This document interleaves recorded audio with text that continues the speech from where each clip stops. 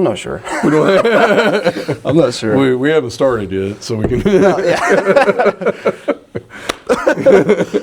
No, man, it wasn't bad. To kind of cue everybody in, we're talking about massages right now. And you said that you know, maybe if life was different and you lived in the big sim and you could start over, you would be a masseuse, right? Is that the proper term? I think massage therapist. Massage therapist, masseuse. I don't know. What's the difference? What's the difference there? We're kind of getting like sidetracked right now, and I didn't even get to the point, but that's all right. I believe one's licensed.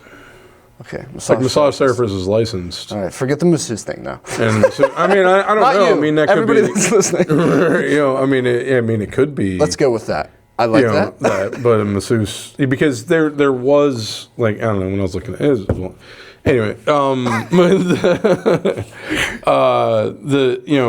anybody could just say like, oh, it was basically it was some term that just like you weren't licensed. Yeah. And that, I don't know if it was that. I don't think it was quite that, but it was something like that.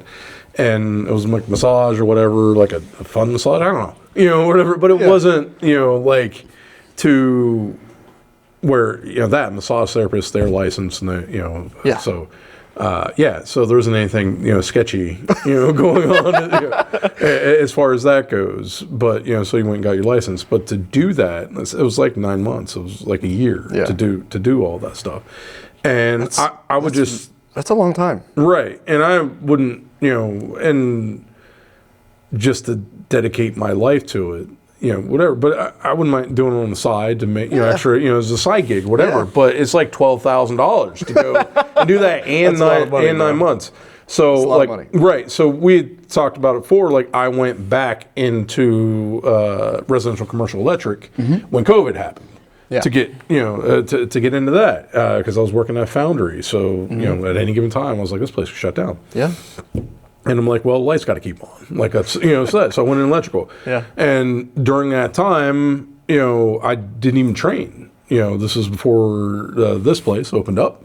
And my old professor, he kind of shut down. He's older too. And then so I went into that. So I wasn't even training. So again, I was like, if COVID happened again, then I thought about it. Then I'd have to stop training too because it just took up. Like they have day courses and they got night courses when I looked into it. Yeah. And that just it was for fun. It really wasn't. Like I was thinking about doing it. Yeah. But.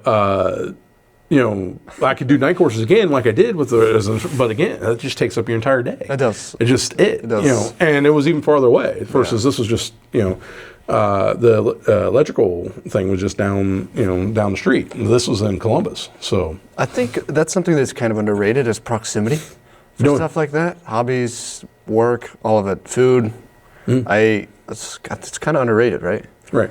Like the more I look at and think about new adventures or jobs or hobbies myself, I constantly have to look at proximity because it correlates to time. Oh yeah, absolutely. It will eat your time up. Yeah. It's so hard to get into something when you're spending that much time on the road just to go and do it. Yeah. So time, money, and then like I'm at a different point in my life. Like I wouldn't go and do that, but it was just an idea in the back pocket. And then like I am. Always in the back of my head, I'm a little bit of a prepper. So having a different skill like that, and I know it doesn't seem like it, like, the apocalypse is going on. But, if it's like, zombie apocalypse, I'm not worried about that. But even just, in general, if things are hard, stuff like that, having a different skill set for that type of thing isn't going to hurt. No. Having that as a bank. Honestly, anything in the medical field. Yeah. And that absolutely is. 100%. And that's what I try to, tell people, get massages, taking care of your body and that type of thing. And if you're putting, machetes into a zombie head, you're going to pull a muscle. You need having a little bit of strain. Right, exactly. Having a masseuse, or actually massage therapist, whatever. Like I said, I really don't need it. I didn't dive into it enough to know the difference of the stuff. I'm assuming it's that, but having somebody who's actually good at that, that'd be good. Yeah, for sure. I agree. I think, and you think about it, you pop down at least $100 an hour. Oh yeah. For the for those things. You know, Yeah. and then let alone whoever else, you know, I'm sure it's more expensive wherever, you know, and that type of thing for an hour's worth of work. Yeah, sign me A up. lot more than what I'm making, you know, now. Right. So I'm just saying, as a side gig, it wouldn't be too bad. You know, interestingly enough, you say that, and it's kind of something that brings to mind just the way that I think about like side gigs and side hustles and making money just in general, right? In most cases, what happens is we end up working for a majority of the population, right? Like we end up working for a company or a corporation, and we get but a fraction of what it takes or what they make, right? Yeah. And to some degree, rightfully so, and the margin's like way too big of a difference. Me and you both can agree on that it's not right, marginally. Yeah, right. But there is a lot of like factors and moving parts and social networking, all that stuff. And it's interesting when we talk about something like a skill like that, and then we're like, oh, well, I could just make $100 an hour. Because like that's one of those skills that's like so finite, but yet so skillful, and you can charge, like you don't need a corporation or a company. You can just do it on the side and like make that much money. Like, Right. It's kind of crazy. And maybe that's like a niche thing, right? But man, it's kind of underrated. There's like a lot of side hustle pockets like that where you can really like quote unquote get the value of what we feel like we're worth. Right. Without the entanglement of large being in a company and all that jazz. Right. It's almost like being an entrepreneur. Well, it is. Yeah. I mean, because you are to some degree, but not, you know, just not full-fledged. Not full-fledged where you're doing it all the time. And I'm sure there are people who do that. You know. Yeah, for sure. I mean, there's massage places around. You know, but again, like I said, I had to spend like $12,000 to spend a year. You know, so, yeah, right. I mean, to make What's my money ROI back. Yeah, right. You know. Now, I mean, granted, as long as that'd be 120 massages. Right. You know, you gotta crank them out. And I was playing, you know, hey, a couple here and there and that type of thing. And a lot of them have a hard time with like carpal tunnel and stuff like that. Like if that's your career. Yeah. I mean, so they the massage therapist has to get massage therapy. You're right. Yeah, they got carpal tunnel. you know, right. So I mean, that is it's funny you brought up you know, us making, you know, the comparable amount of what we should. Yeah.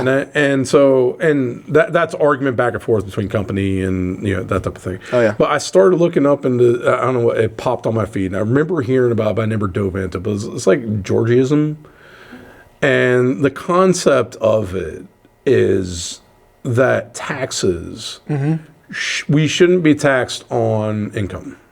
Okay. Anything or even investment, that anything that we add into the helpful society shouldn't be taxed.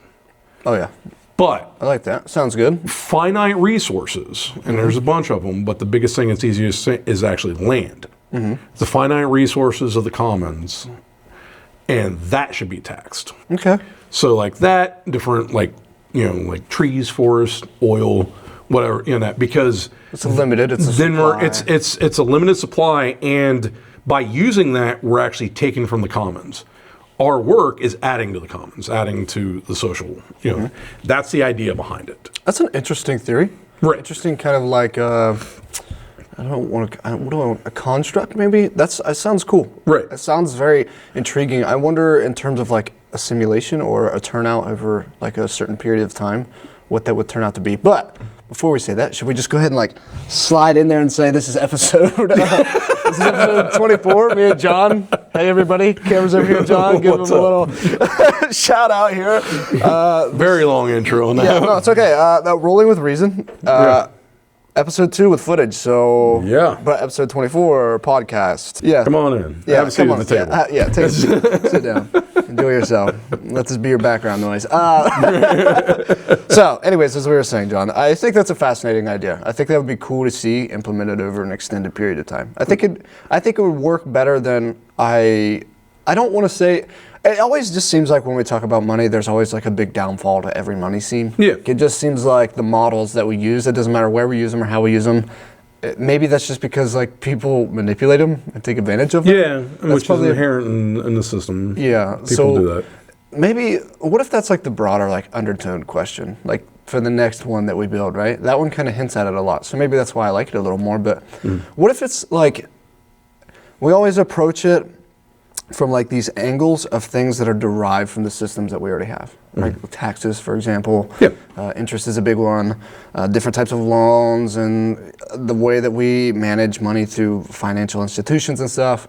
They're derived from like a commonality, right? Which would be hard to steer away from them. But what if the idea and the model started out as a base of like negating the possibility for manipulation through people? That would be a very hard thing to understand, but I think we'd have to detach ourselves from the current things we've derived from the financial situations and models that have been prevalent. Yeah. You'd almost have to like detach yourself from it and think about it super abstractly, to think about how people couldn't take advantage of it. Yeah. And by take advantage, I mean not people like making money, I just mean like people avoiding taxes, right? So then we have to think of different ways to tax stuff. Right. So it's like, we're playing this game of like, we made a way, in this case, to tax more efficiently. So it's more rounded across the population. But if the taxes weren't formulated in a way to where people could manipulate them like that in the first place, better yet, if we didn't have to tax, period, I guess is what I'm saying. And even if we did, maybe it wouldn't be the same construct of what taxes are now. I guess I'm speaking very vaguely and very broad. I just think anytime we attack the issue, we always like come at it from a perspective of things that have been constructed from what we have. But you're trying to go outside the box to the which point is like of building, really, another system. And I think we've kind of talked about this before. Yeah. I just think that's a good like mindset and a good orientation for like thinking of new like financial constructs. Right. I love that one. I think that's a really good one. Yeah. It's crazy. The undertones is like. Yeah, I mean, even just the bare bones idea of we are not punishing somebody for adding something to society. Yeah, right. By our, like, I think that's awesome. Right, and I figured you would really dig it because you like that type of thing. And you're adding to the market, you're adding this type of stuff. So, our work, what we're adding into the pot is not punished by taxing it. Yeah. What we take out is taxed, which totally makes sense. But the curious thing about that though would be like, so if we get taxed for taking the resources, then people would probably just try and monopolize obtaining the resources more. So that would be an interesting thing to navigate, right? If you, like, let's say one of them is like fuel, for example, right? Well, if I'm the company who gets the fuel and then distributes the full fuel, since my effort into getting the fuel isn't getting taxed, but the guy that's coming to buy the fuel is going to get taxed, then that means that I want to be the guy who gets all the fuel first, and I'll step over anybody to do it, because then I will get taxed. Well, those companies are the ones that pay the taxes. Okay. Because they see oil as a finite asset. So even going to get the resource, you would get taxed. Yeah, that company, because they're making money off of that finite resources. They're taking from the commons. So that company, so the more oil you take or the more land you have, the more taxes you're going to pay. Yeah. Because that's a finite resource. Now, even if you buy it from the company that sources it out, though? I believe, like I said, I have not. Yeah, no, you're good. I'm just asking. I think purchasing was another thing. Like, this is a little bit gobbledygook that because if you're buying it, then again you are taking you're burning up. You're taking commons. Taking from the commons too. Yeah. But because those people are making money off the commons, they're taxed too. So the more oil that they do, so I don't know if there would be. I mean, there's monopolies right now as far as on all that, anyways. Yeah. But even though it don't look like it on paper, but right, they I don't know on this type of thing. Even if they were a monopoly, it would probably be a little bit like utilities. In that it's kind of a little bit more privatized or socialized. That money that's feeding back into the system itself. Yeah. Because those guys are made to pay for it. Now, like I said, I have not crunched the numbers. I have not. I just like concept wise, and sounds very fascinating. That I was like, that's neat. That's different. It's not the typical approach. Right. Yeah. So again, like I said, if it's land, because they kept on bringing up land and everything else, that because it just seemed the easiest for people to understand was that if I go and buy up all the land, I have to pay taxes on all that land. Yeah, you can't. So it's not really, so that way so it'd be advantageous just to like right. Because then we have all these people, and you've been around, even in the area we are, all these people have all this land that's not even used, and so then it's bought up. and it's expensive for you and I to go out and buy land. Yeah. But it's a resource, and again, it gets a little bit wishy-washy, but who's to say who owns that? Originally, and that, I mean, we came in and took it from the Native Americans as far as the Europeans, and they had claim to it before, and then now, so all of a sudden, like, okay, right now in history, boom, everything's set. Okay, the older people that were here before us, they had a deal, and that they were able to buy up the land. Versus you and I come along, and then we're like, what? Now we can't. Now it's hard to buy land, and it'll just get increasingly harder to do that. So since it's a finite resource, and we're around, it's just people don't like thinking like this type thing. Like, no, it's my land. You're not taking my land. Like that type of thing. And I'm like, well, my grandpa's land. He had 100 acres or whatever. Okay. Interestingly enough, though, I guess it depends on the individuals themselves. Like, it's interesting that, man, like, if you're somebody who, it's hard to explain. I wonder how that plays into, like, development of an area. It does undoubtedly. But I guess what I'm hitting at is, it's interesting how in, like, let's say the middle of the desert, we could buy like 100 acres and it maybe be like $20,000. Right. It's like, it'd be a steal. Right. But that's because environmentally speaking, it would be astronomically hard to set something up there and get it running and working. And I think it's interesting how land within an area, the demand goes up based off of the amount of economy and financial movement within that area. Yeah. Which is very interesting, because then when we start talking about people with inheritance, that's kind of a weird thing too, right? Because the people who, let's say, inherit land in an area, and then it starts becoming a financial freeway, per se, they're going to be the ones that want to hang on to it more and clutch at it, right? They're like, no, this is mine. And it's because they're banking on that cash cow. Right? Let's say it's not somebody who inherited the land. Let's say it's somebody who saved up all their money, they buy the land, and then the area becomes more robust. I wonder if they would still clutch onto the land in the same way. You would almost think so, right? Yeah. But that's an maybe interesting... even more, like, I bought it. We have that mentality of like, I worked, I made my money, and I bought that land. So and so I guess I kind of bring this up because as you were saying that, I started thinking about, what makes the land valuable could be the contributions of the owner of the land, right?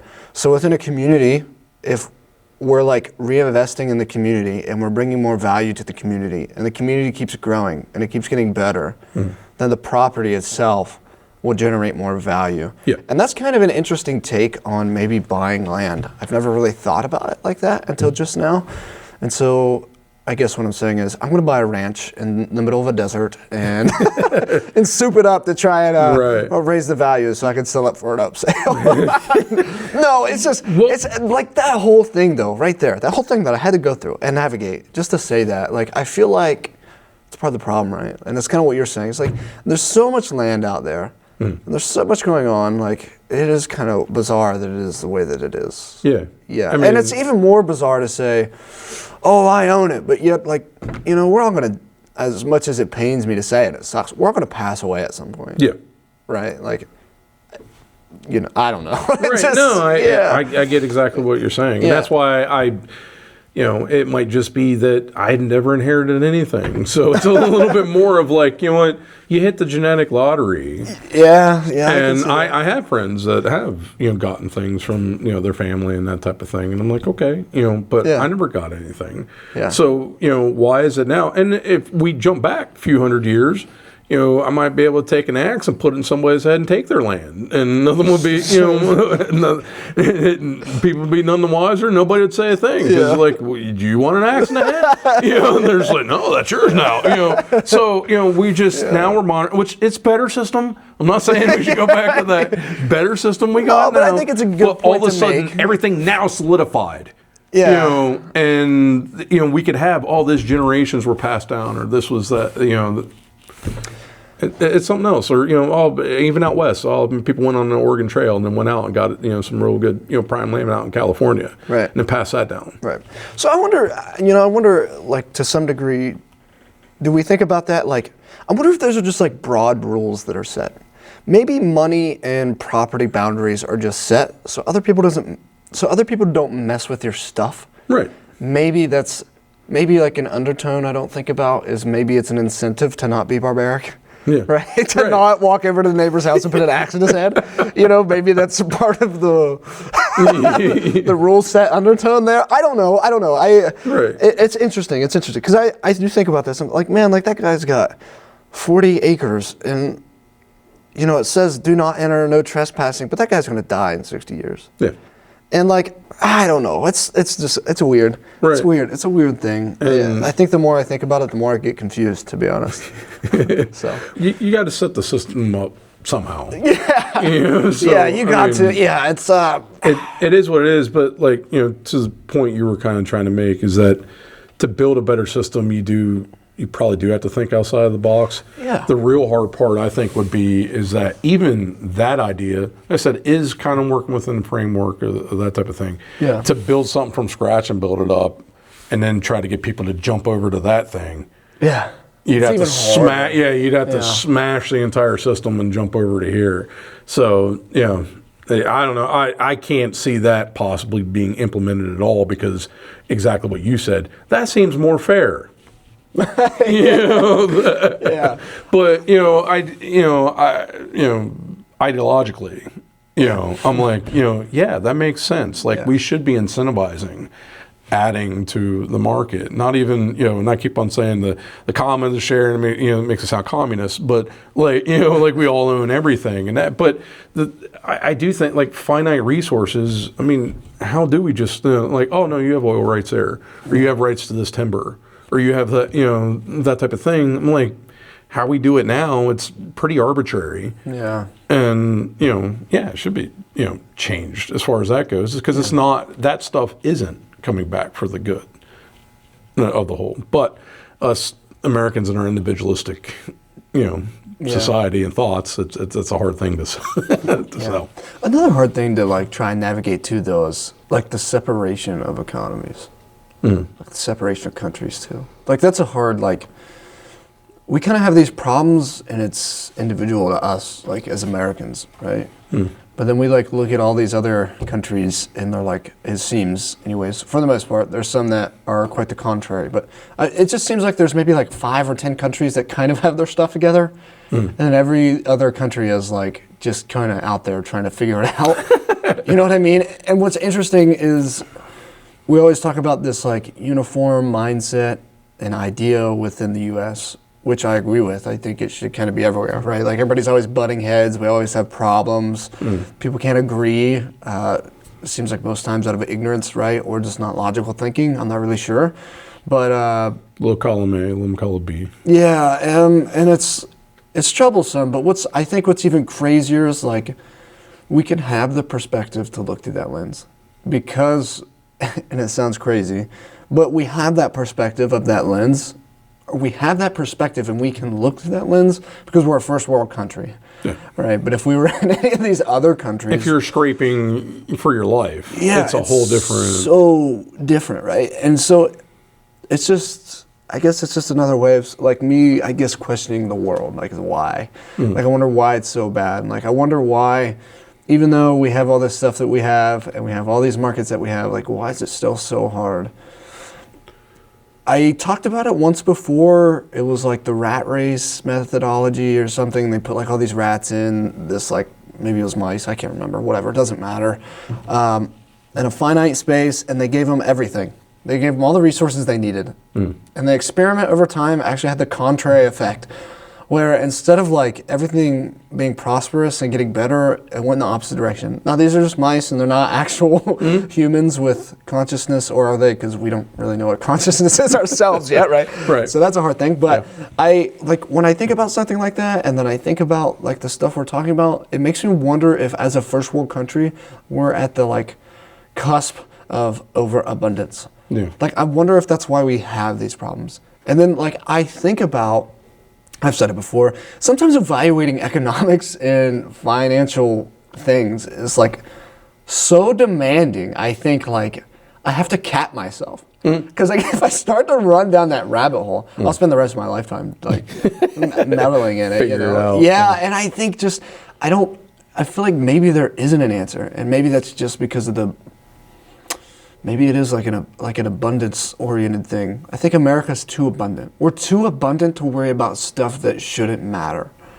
Yeah. In the same way, like, because then if you look at a third world country where they don't have all of the consumerism stuff that we can buy, and they're literally just fighting for their lives, they're not talking about maybe they are a little bit, but they're definitely not complaining about it as much as like Americans. Keynesian and Georgian economic systems. Yeah, right. Well, so it's a weird thing. Like, I wonder, like, if we evaluate and look at those people who happen to be in those circumstances, and it'd be cool if we could figure out what a meter for happiness is, as hard as that is psychologically. Right. I wonder if there could be like a comparison. But they do have happiness indications, and that they have, I mean, we can argue about the validity of them, as far as that goes. But like, it seems like, to some degree, I'm like, yeah, you're right in that we have enough abundance that you and I can sit here and question that stuff. Like, yeah, as we should. We're not, we're not doing this. Well, we got to go hunt because we're starving. Let's go. So like, I get that. But if you look, they literally call it a happiness index. Yeah. And they take quality of life. They take, all kinds of indications. You can go look it up, and it seems like, the Western European countries are normally towards the highest because of social safety nets and stuff like that. Yeah, I can see that. I would say, I don't think Americans, we have an overabundance and that's what's going to. It's consumerism. Like, it's materialism. That's the decay that we have. I think because of that, we have to have everything and we have to have it now. That's that type of unsettlingness of... Yeah, not disagreeing, just saying that we could never get to that point, though, if it wasn't overabundance. Yeah, like, we need abundance and to be there. To get to that point, right. Right. And so... I'm just saying that I don't think that that's the cause. If you have other, ways of showing that these people are happy, and we're irritated at each other's throats all the time, you have other case studies over here where they're not driven. Yeah. It's not embedded in their culture to be materialistic. Yeah, right. So and I think you're right in that. Well, we wouldn't be here if we didn't have anything. You're right, because we'd be having to live. Yeah. Doing everything we had to live. I'm just saying. I think if you can look at other places that they have abundance too, and they have happiness. But also there are other countries that do even have a happy index higher than us when they don't have even the abundance that we have. So it lends into your point a little bit of that. Yeah. You don't have to have everything to be happy. And some people put like it's like we have mental health issues. We have all these things that that eat at us, or like I've seen a ton of stuff of just people aren't social anymore. We're isolated. Yeah. So that's even more that's eating at our stuff. The keyboard warriors and that not getting out there. Jimmy Carr, the comedian. I don't know if you ever heard him actually talk though outside of comedy and that. Super intelligent person. Yeah. Yeah. So well read, and and he talks about that. Like he's like younger men being isolated, is like, and not even just men, but women too, is more of a health danger than, and he was talking about somebody else's writing, not even his, his thing. Yeah. And I don't even know who he said, but he's like his book, and because he's talking about all this stuff, he's like, is way more dangerous than the damage to our liver going out and drinking. Because he's like, guys used to go out and drink and they get together and it was a social thing, and we don't do that anymore. We're all separated, we're all alone, and that. And he's like, and not only that, the reason why men are they're talking about negative masculinity or whatever the the term is, and that he's like, of course he's British, so he's like, lads check lads. And that, so like we check each other and put each other in place of not even just like hard checks or whatever, but like when guys get all this stuff online, all this toxic type of thing, that he was saying, like you go out, you ask a girl out or whatever, she says no, whatever, and your buddy's like, cheer up, we'll get you the next one. I was more Australian, but I knew what you were going for. But he's like, like, hey, move on, instead of obsessing and becoming an incel about that. Like, guys will pick each other up and do that. But if we're all isolated, we're not there, we're not doing that stuff, then we're having the dangerous repercussions of that. And so now we got Xboxes, now we got all this we got all these things that just pull back and isolate, and so that's what he was saying. Like, they don't, they used to make mafia movies all the time, they used to make cowboy movies all the time, like that type of thing, because men liked that type of media, or whatever, like the macho, whatever. But now, when you don't have that, because we're trying to get away from it, men and women are different, and so we like consuming that type of thing. We like being that. But then you still have, even in that, for the most part, you still have some type of hero that shows kind of right and wrong. Versus now, you have people like Andrew Tate filling the slot. Whereas we don't have those good people, doing that, because somebody else is going to pop in and do that.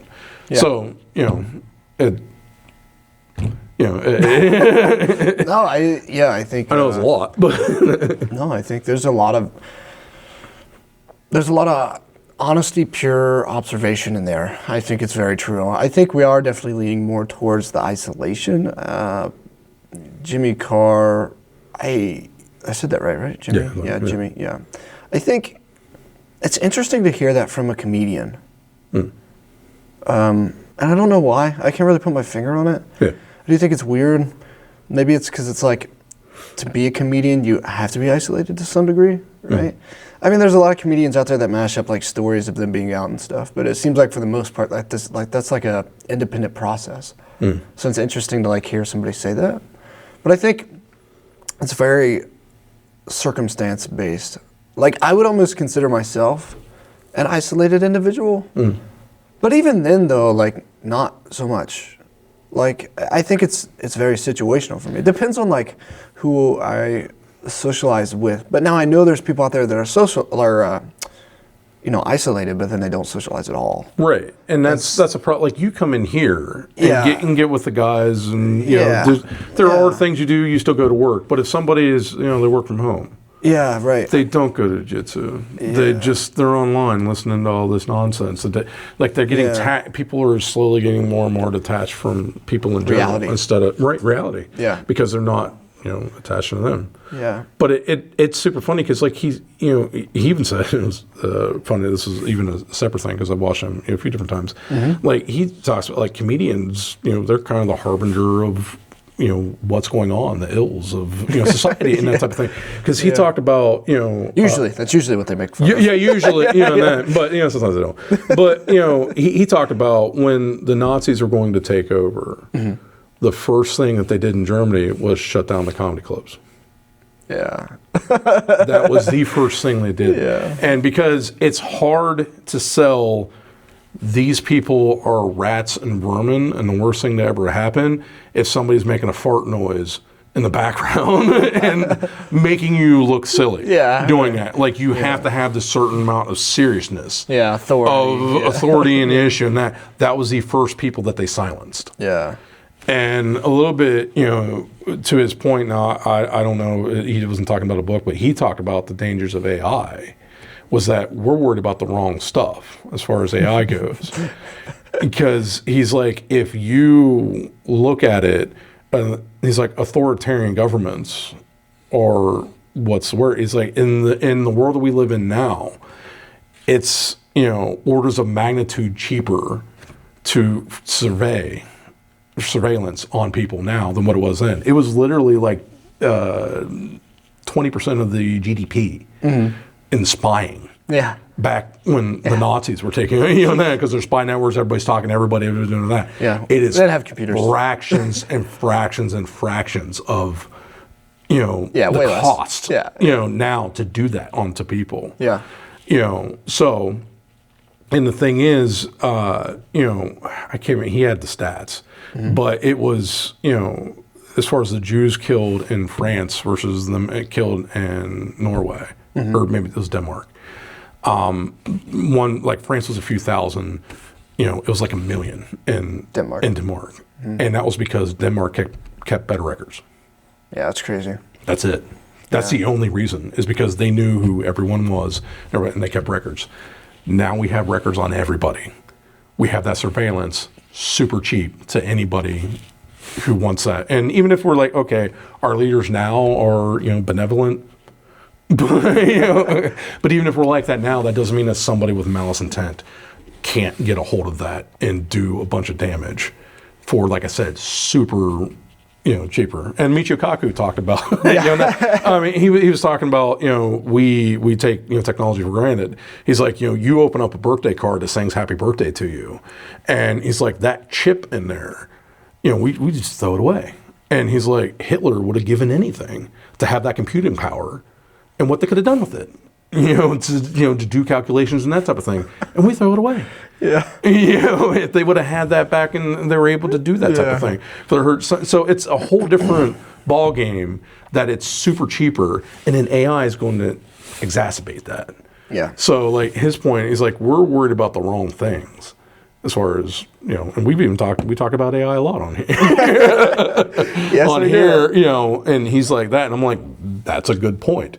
And again, like you said, out of a comedian. And he's funny. I don't know if you've watched him, but he's super funny. But a comedian is bringing up all this stuff. Yeah. But I do think, even though he's a comedian or whatever, I do think you have to be intelligent and insightful to be able to pick out the funniness in this type of thing. But before we go down that, I guess the kind of question I have, like, I think it's true. I think the more information you have about, just the general population, maybe the more dangerous that could be for sure. Especially if we talk about like who has that information, like who's going to use it to analyze or evaluate the population. I suppose in the Nazi case, right, it's a very finite point to pick, right? So we use Hitler as an example. Yeah, it's just easy to go to. Yeah, no, I agree. Right. And I think it's a great example. But in that case, right, he's like a nasty, horrible person. I'd be curious to see. So I kind of have two questions here. One, do you think more information is going to be more harmful to the public? But I feel like I know where that's going to go. And so I'm going to say, like, do you think we're doing a good job as a society of managing who we have in positional places across the globe?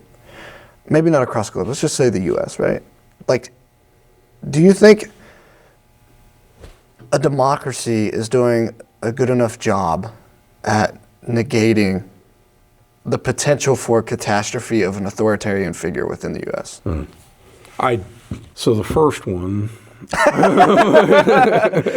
Well, because, and I guess I just say that because it ties back into like, information is only as useful as the person that could see the uses for it. Right. So you could like make the argument that the more information we have, the better it could be. Yeah. In the same way that we evaluate sciences, right? Like if we had more people dedicated to the sciences, maybe we could evolutionize faster. We could propagate throughout, the cosmos faster. I believe that. But we could also say though too that means that we could just have somebody that could like wreck the cosmos faster or evaporate the planet. Yeah. Right. Of all humans, maybe not. Evaporate, maybe exasperate, maybe exhaust, maybe that sort of thing. But right. I mean, it is in the hand. That's why I said I was like, we might have benevolent people now. Yeah. It's argument made, there, but if it falls in the wrong hands, type of thing. So like, but it's like, I guess it's like, that double-edged sword. Yeah, but I guess what I'm saying is we don't know whose hands, right? But that's scarier. Yeah. Because our data is just out there. We don't know whose hands they're in. And they trade to third parties. They throw this around. They throw that around. That's true. You don't know. Like, let's say in theory, whoever, Ku Klux Klan, like white nationalists get a hold of, whatever. if they're like shell company, and then they start buying up data. Or terrorist organization. It doesn't have to be them, and I consider them terrorist organization. Whatever, they start buying up data, on stuff because these companies are like, oh, we need to make money, and we're gathering up all this stuff. We'll sell it to whoever, .com or whatever, that type of thing, and they're not doing their due diligence. then people are starting to do that. I mean, there could be scary repercussions of that type of stuff, and it doesn't have to be like you said, we inflate it to Hitler status of whatever, because it's hyperbole. It might not be hyperbole, but but it's just like literally, like, you can imagine I hate this group of people, let me do damage to them, and start getting their data and start doing other things, and they don't even know that they're fighting on this front, that these other people are going back and around it. So I think we aren't doing a good enough job. I think part of the problem in the U.S. is that we have people that are so old they don't even understand what's going on in the government. I mean, we almost exclusively are ran by people over 60. Like it's crazy that they're the upper echelon of what's they're the vanguards of what's going on in the internet and AI. Like I made that joke earlier about the series of tubes. That was have you seen that thing? That was a old guy describing the internet. That was a senator or something, representative somehow, whatever. He's like, it's a series of tubes. Like, he doesn't understand it. He doesn't get it. So these people are trying to legislate. They're trying to control these tech companies or, back end, whatever. They have no clue what's going on, So, no, I don't think, democracy, and I've even, just as a thought experiment, I've even said, you know what? Democracy might not be in the best interest of the human race as a whole. And I brought up all the, you're talking about people being in poverty. I brought up all the advancements China made in bringing people out of extreme poverty. It was, it's been so long I forget the stats because I just heard it. I'm like, let me, it was like 20 million people in really short time, like a decade. Like, it was insane amounts of people, that they're bringing out of extreme poverty. And if you have a government that's like, they're authoritative, but they're like, okay, let's do this. They get it done. They got to go. Nobody's going to stop them. They got that. So on the long lens of history, the jury's out whether democracy can do it and is the best thing overall. But I mean, just to play devil's advocate though too, right? It seems. I thought I was playing devil's advocate with China being right, but well, I mean. Well, that's the thing, though, right? You said something there that I think is like super crucial, and it's kind of, I guess, like I was curious to see what you'd say, like based off of the second question, and it's kind of what I was talking about. Is like China is more authoritative, right? Authoritarian, but yet they get a lot more done, and they've brought more people out of poverty. But with like releasing or like relinquishing that power to the powers that be in China, like the citizens of that state have, there's a lot of quote-unquote freedoms that they've given up, right? But they've also given up, like, in that same token, right, they've given up a lot of, like, data and a lot of data and information in that same notion. And so do we use China as, like, and before I make this next statement, I should say too, being a tech guy, I feel like I should understand the economics of data and privacy and how it's sold and how that works with the financial market of data. But I don't, and I think that's just because that's something that, I guess for me as somebody who is just a programmer and knows that when he gets personal information based off of people that sign up for an application that I could build one day, I'm just more worried about following guidelines and making sure I keep that data safe, because if it was my information, that's how I would want it to be. Right. So I don't know how these larger corporations use it. I don't know who's right or wrong in that aspect as far as like big, big web application companies are, or like who they are, who's the worst or whatever. But nonetheless, what I was going to say is you relinquish that power to China and they have all the access to that data for their citizens, but yet you could argue that they've thrived substantially over, the last, 60 years in comparison to a lot of other countries in terms of rate of change, right? Whereas in our case, you could say that the U.S. hasn't changed at the same rate of change in comparison to China as far as bringing people out of poverty, but we also don't give, we think, the U.S. as much access to the data. Or is it that we do give them just as much access, but they can't utilize it in the same way that China does because we're not authoritative like China? We're restricting their access so we don't relinquish as much of it to one person. Whereas in China, you can make the argument that it probably is that way, more or so. And so I think that's a like complex issue and a evaluation. Like, okay, what's even scarier, like let's go down this hole since we're already this far. I think like we have AI propagating false data. That's just as bad as genuine data being used. Yeah. Because now how do people decipher whether or not it's real or false data? Yeah. Which they're probably using AI to be able to discern whether or not it's real or false data. And how do you know that AI is telling you the truth, right? But even then, you could argue that the guy that has the real data is going to be more of an authoritarian than the other people, right? And the systems of information, like you were talking about back in the good old Nazi days, right? The more access they had to information and stuff, the better strategic military moves they can make, right? And so you could even say in the US, it's the same. In China, it's the same. All these other countries, it's the same. The more information they have, the more data that they have on people, the probably better strategic moves they can make. This kind of ties back into one thing, though. Like, it would be nice if people could just get along. You know, like, yes, it would be nice if we could just like all collectively decide on one economic system. Yeah. It would be nice if we could all collectively agree that slave labor is bad. Yeah. It would be nice if we could all agree that, you know, people starving to death is bad. But there's a lot of caveats to that. That's not an easy thing. That's like the same thing as us saying earlier. It'd be nice to like initialize and use and put in place a financial system that's radically different than the one we have now. Yeah. But nobody would make that transition. And I think me making a broad statement like that is just as crazy, right? But the data thing, I think it's hard. It's a hard question. It's a hard thing to think about. It's almost like economics for me.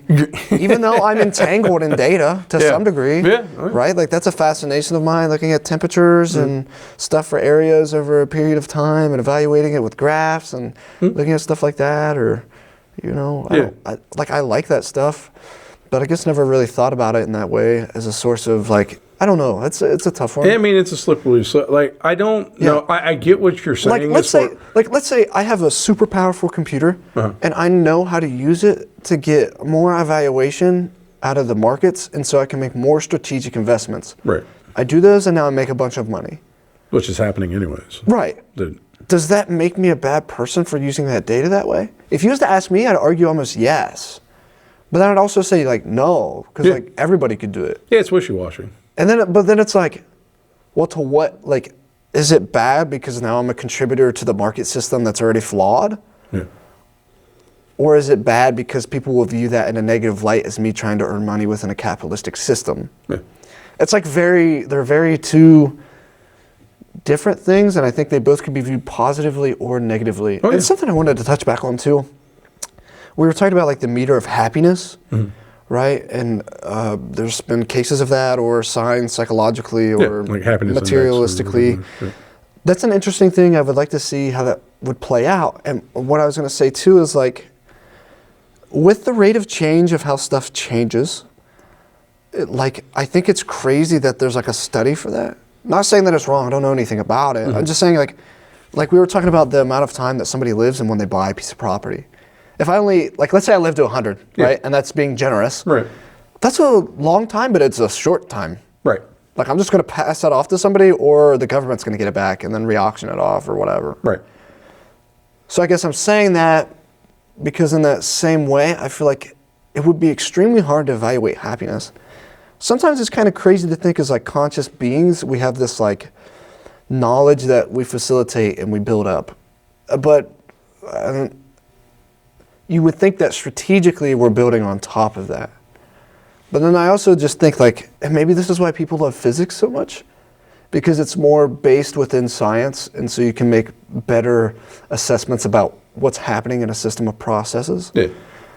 But I think it's like, it's hard for me to wrap my head around like having a happiness meter based off of indicators within a finite amount of time, when that point in time was so much different than what it is now. And I guess like a good comparison, for anybody who's listening to this and like, what is this guy talking about? So I guess like a good like point of reference would be like, well, let's talk about LeBron James and Michael Jordan. Yeah.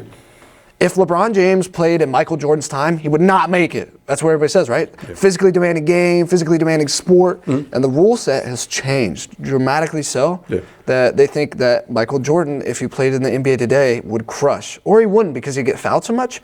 But, but just conceptually, taking out the aggression, just like the amount of time that has occurred, so let's say, 30 years in the NBA, and how drastically different it is based off of two pinnacle players within prospectively their time. Right. So then we talk about like happiness in comparison, right? Yeah. Happiness was maybe a one thing that we could speculate about based off of all this information we have within this like window.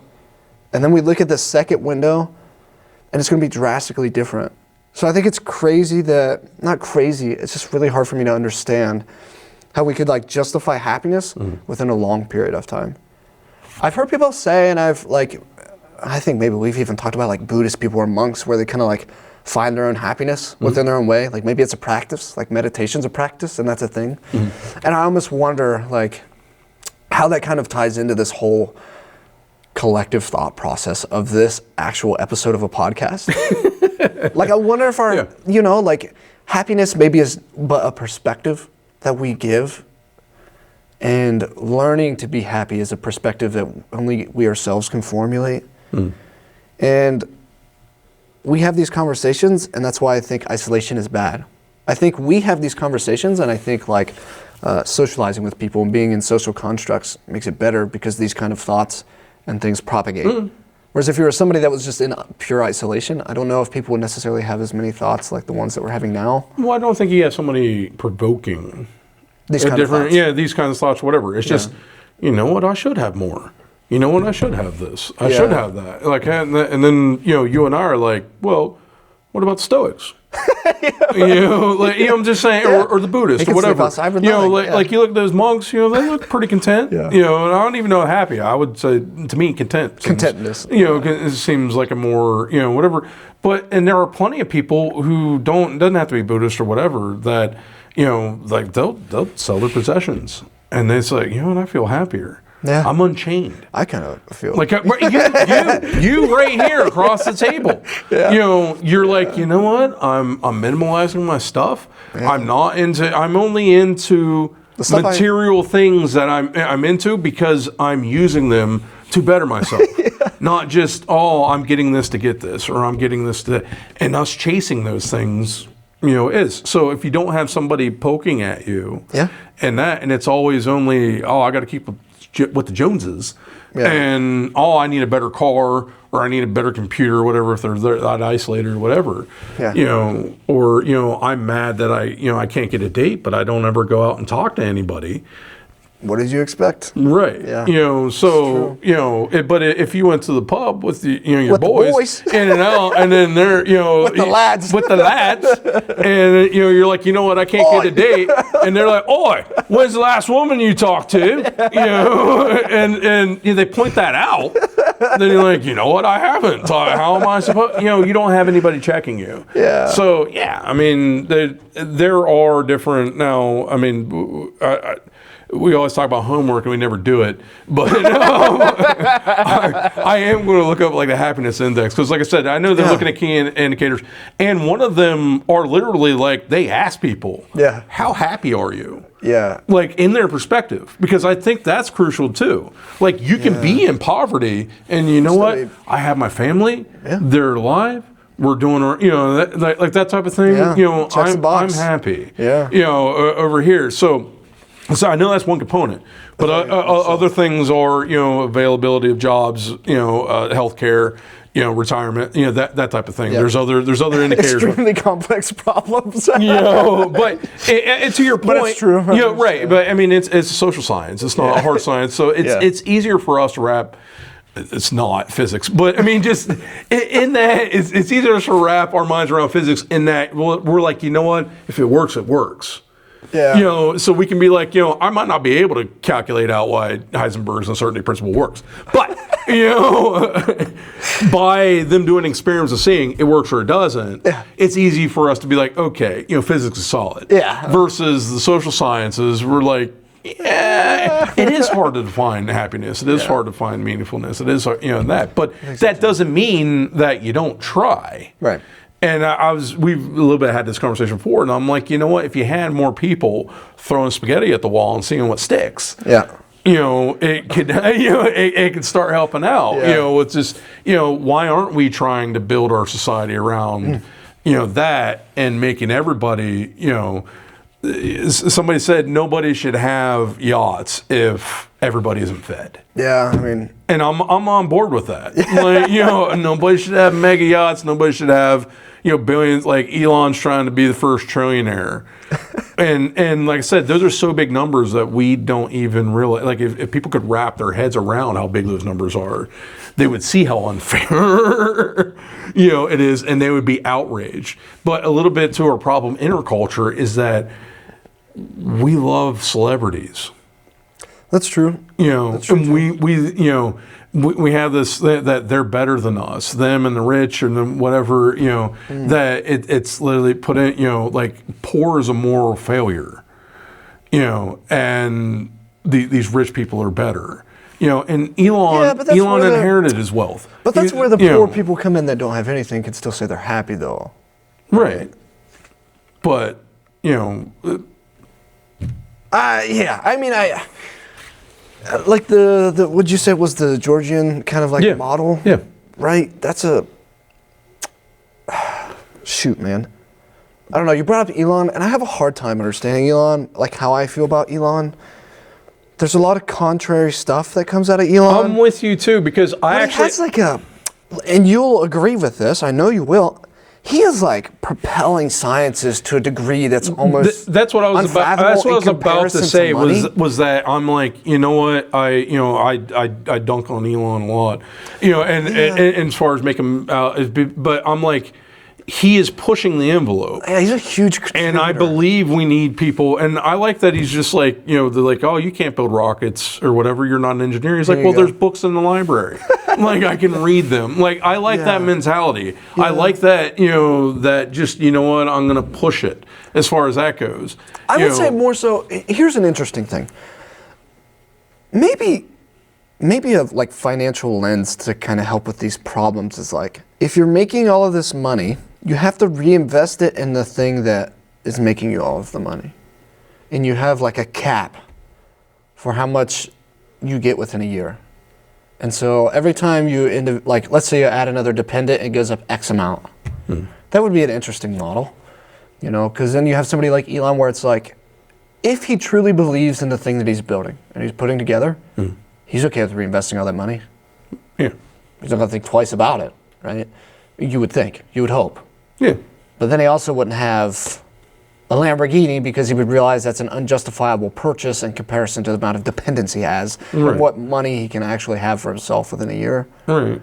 That would be an interesting thing. But I mean, if he thought that way, he could do that now. That's true, but that's maybe just because the system's skewed as much as it is? Or is that somebody trying to enjoy, quote unquote, the fruits of their labors as little as they can because they're so busy with other things? Because in a way, right, I keep looking at time like time's invaluable, and the way that I spend my time is crazy, right?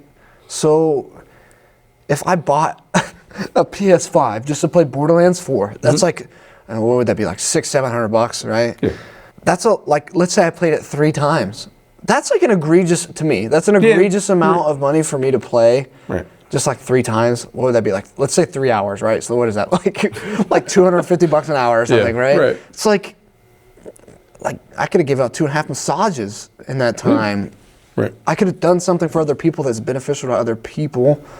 So the amount I spend there is egregious, but in that same notion, it's like I'm spoiling myself. That's a weird thing because that ties into happiness. Yeah, you need both. You need a mix of it. I get it. Right, and we look at that guy and we think, man, that guy is a turd for buying that yacht or whatever. Right, but like, how much do you think? Man, I wonder how much that guy actually gets to enjoy the yacht. I'm not saying that they don't. There's guys out there that build these companies. This is actually why I thought of it. Bezos, right? Yeah. Had Amazon, built it up huge, and he sold it, right? Yeah. Has a crap ton of money now, right? Right. Rented out Venice for his wedding. Yeah, and you just see him like egregiously spending his money. Yeah. And that was kind of what made me think of like having to reinvest those investments. Like, I think it's crazy you can have a contributor as big as Bezos as to something like Amazon, and then he keeps reinvesting money, right? And that's probably the reason why the business grows. But then he's like, okay, well, now I get to retire. I just don't understand it. Like, let's say you needed $150,000 to live for one person for a whole year. I think that's way more than it needs to be, but let's just say that's it, okay? Let's say that's what you need, and then you end up making, $600,000. That'd be 4 years of time for one person, right? So let's say you're, nobody knows when they're gonna die, but let's say the cap is 100, right? And so you're like, all right, I'm 96, I'm selling the company and I'm done now. So like, what is it that makes those guys keep going and want to sell it for that much? That's like an interesting thing.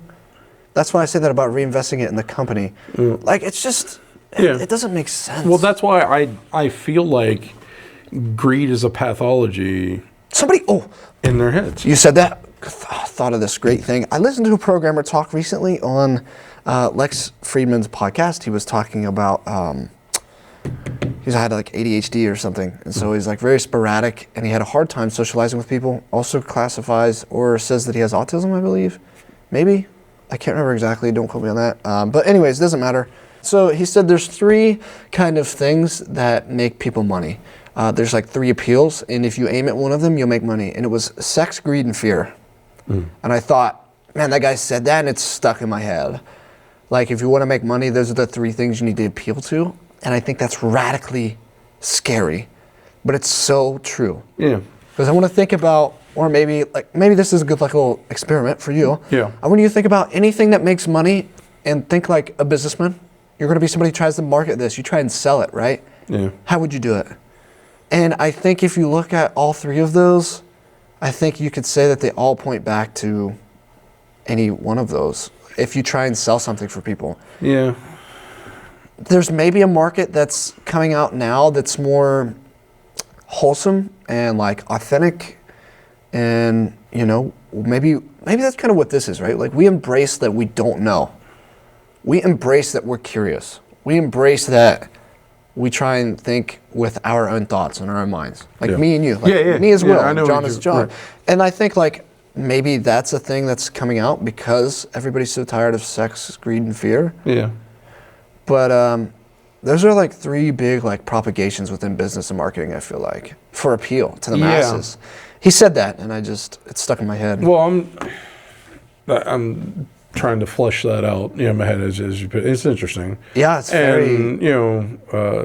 it's hard to think about something that doesn't utilize one of those categories. I would say, but are you talking about marketing? Right, and that's what I'm saying. Are you talking about marketing or just making money in general? Because I would argue that Zuckerberg making Facebook or the social media to make ridiculous amounts of money, those are dopamine hits. Yes, but ultimately the Zuckerberg, right, he's making a lot of money off of it. Right. And so anytime... But what are we getting out of that? I mean, is it sex, greed, or fear out of social media? Anytime, I would say greed, because it's a social networking. Yeah. Right? If I was Zuckerberg, and I can only imagine, right? You wanted more people to use your app, how would you do it? And I would say that you're going to talk up this social networking thing, and you're going to realize that's going to work because it works better for businesses, so people have to use the product. I would say that's like a greed thing. And you're also appealing to fear there, because you're like, if you don't use this product, your competitors will beat you out because they're social networking faster than you are. Business to business, or are you talking about people? Business to business. Well, people are part of businesses. Well, I know that, but I'm just saying, like, the users are, I would say that goes hand in hand. I would say fear, right? Your fear of missing out on a dopamine hit. There you go. I mean, that's one way of looking at it too. Yeah, but that's what you're talking about, the broad thing. I mean, you could say greed and then I'm greedy for a dopamine hit. Yeah, maybe that's more for business. Maybe that's more for business. That's kind of the angle. But I think I don't think there's any perspective of Facebook where I say, I don't know. It's just, you talk about dopamine.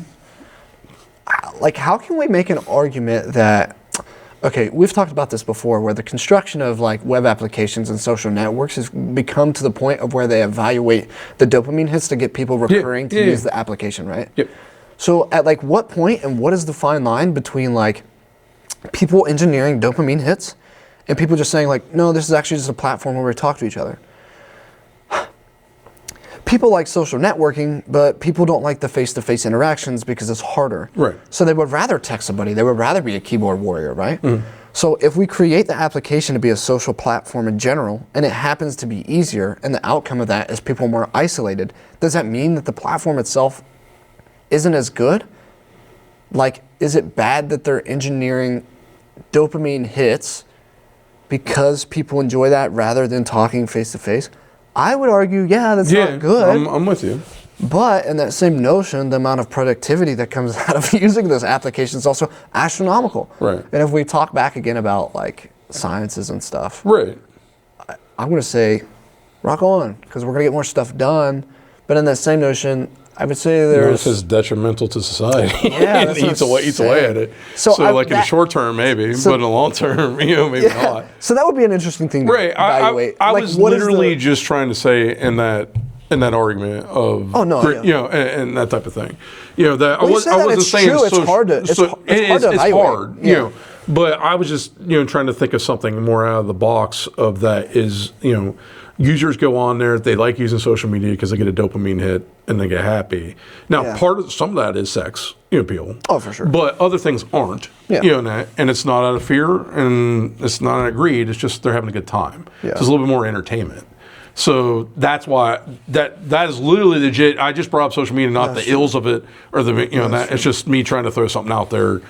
That doesn't quite fit that mold. I would say maybe if you take out the dopamine scientific evaluation and you just try and look at the marketing ploy of Facebook in itself, it's in general to make more money. Yeah. Now marketing itself, then I'm 100% on that on page with him. And I think you could say that. I think you could say that for almost everything. Yeah. Almost. Yeah, you boil it down, but like you said, you get greed, gluttony, that type of thing. And that you can make these wide casting things and make it work out. Yeah, it's an interesting concept, but that's what popped in my head when you brought it up. Yeah, I just don't think, I don't think I look at a lot of companies. There's very few where I go, wow, they're doing a good thing for society. No, I'm with you, and that's it. Yeah, I have a hard time with that. But you were bringing up, the ills of social media and that stuff. So I'm actually going through that now with my family. Yeah. And my son. I'm like, well, how do we play this? Yeah. There's a bunch of, articles, different research of teenagers having these, problems with socializing. Derived from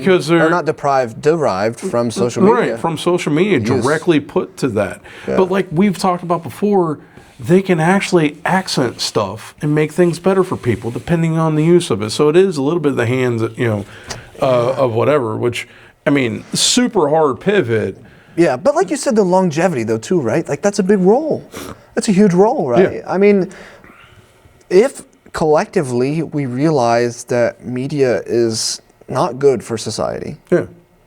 And that's a very hard thing to evaluate. I think just like happiness, that's a hard thing to evaluate. Yeah. But let's say that it's not. But I think most people agree it's not right now, the way it stands.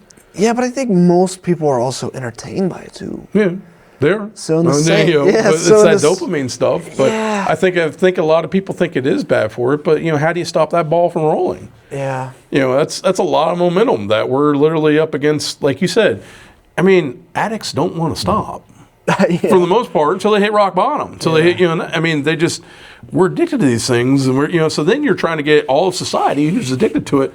No, stop, and not everybody's on the same page, anyways. But I would say, look at us being hypocritical too, right? Yeah, we're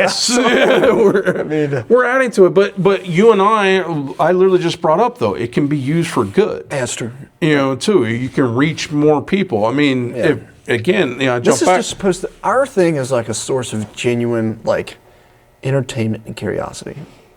Right. I view that as a good thing. Right. It's not scripted. No. We don't. We just wing it. We just talk about our lives and what's going on. It's just two friends chatting it up, essentially. And random thoughts that come up and out of left field. I think that's good, but we don't appeal to sex, greed, or fear, right? Like we're just talking and like trying to hash out this planet that's floating in space. Well, you say that looking that good. So, I mean, Thanks, John. But I do. I just think, we're trying to hash it out. And I think like maybe that's the general direction that media needs to take. Maybe that's the general direction that all of society just needs to take. And stop being so damn greedy. Right. And like, but that was a little bit to my point of why aren't we pushing the sciences of? Like I said, it is hard to measure happiness. Yeah. But why isn't that our fixation on maximizing, how to do it? And like I started to talk about like as a father, that's my how do I do this for my son? Yeah. And which I was a little bit of a I started to say hard pivot because I was going to go into it. Nicole has a daughter, and we're all but married, so I basically, have a bonus daughter, Elsa, and she was talking about both of them are dying to be on this. I don't know why, but they want to be on this. So they, John's, super amount because I'm like, what are you going to talk about? I don't know. I'm like, dude, I've talked to you. Like, I don't know. I love this kid, and we can have interesting conversations. But I'm like, it's not even all over the place, and like you and I are all over the place. It's not formed thoughts that are put out there. Yeah. So, and then Elsa is a little back and forth. And I'm like, I don't like bringing up people that I haven't discussed, that I could bring them up. And so I even said that today to her. And she was a little bit like, I don't know, with that idea. And then she was even more, she warmed up to it because it's kind of that thought or whatever. And she's wanting a skateboard and that stuff. So she's on another skateboard. And she was like, well, you could tell them I skateboard. I'm like, this is what you're going to tell, and that. And so I joked, she's like, well, I think it's awesome that you skateboard. She's right, you're right. But she's like, I fell down 3 times. And I was like, well, I'm going to tell them that. She's like, no! And that. Well, that's a good thing, though. You got back up. Right, she did. And I joked that I was, as I was leaving, I was like, Elsa, I'm leaving. How many times did you fall so I could do it? And she's like, oh, and that. And I was like, all right, I'm saying pot. And she was like, yeah, you can tell them that. So, but because John gets happy when I bring him up, because he does listen to this. She doesn't yet. But he gets happy when I bring him up. And then, like I said, he wants on it. But the thing about that is, anyways, like I said, I had to bring it up because I said I was going to. Is that shameless plug? They told me today he listens to it on the bus in the morning. I think it's just because he's waking up, and I'm sure on the way home because he talks about the bus. So I was like, what? But I think it's on the way home. He's blah blah blah, and that. But on the way, he's just waking up, whatever. But he'll listen to it, on the way in. And so he's waking up. I think that's so cool. But he wants to, like I said, but he's like, he perks up whenever he hears about him. But for her too, I have such a hard time, what is best for them on social media, on different stuff. Like, I also want them, to be tough enough to get through stuff, but yet not so much like my childhood, and that, it's. I hear you there, brother. Right. But I feel like, my parents were phenomenal. That wasn't the problem there. I just want to throw that out there in case my parents ever decide to listen to this. It wasn't a shot at you guys or my siblings. At some point when I have kids, I will want them to grow up way less harshly than I did, but still be disciplined enough to understand what's beneficial to them in society. Yes. I would say I'm older and my parents are older too. So it was valid. An old school mentality. Like, I seen the thing where people was like, it was a post and somebody's like, I can't imagine what it'd be like to be millennials or whatever, and they didn't have the internet and be cooped up in the house. And somebody's like, we weren't cooped up in the house. And they did, and I remember this because I lost it. It was like, they literally had ads. It's 10 o'clock at night.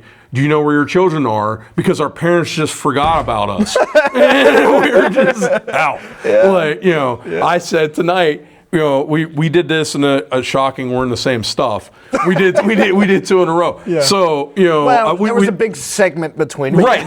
We took a break. I went to dinner with them. That's where a lot of stuff was discussion. So we come back, and I said, my son has a half brother, and he's like, yeah, he picks on me, whatever. Like, we're your siblings. Like, that's what happened. Yeah. I was like, I used to get beat up by my 3 older sisters, and she's like, which one? I was like, one, all of them. I'm like, what are you talking about? And they're like, why didn't you tell your parents? And I'm like, I couldn't tell my parents because if I narked, they left us alone more than when I was with my parents.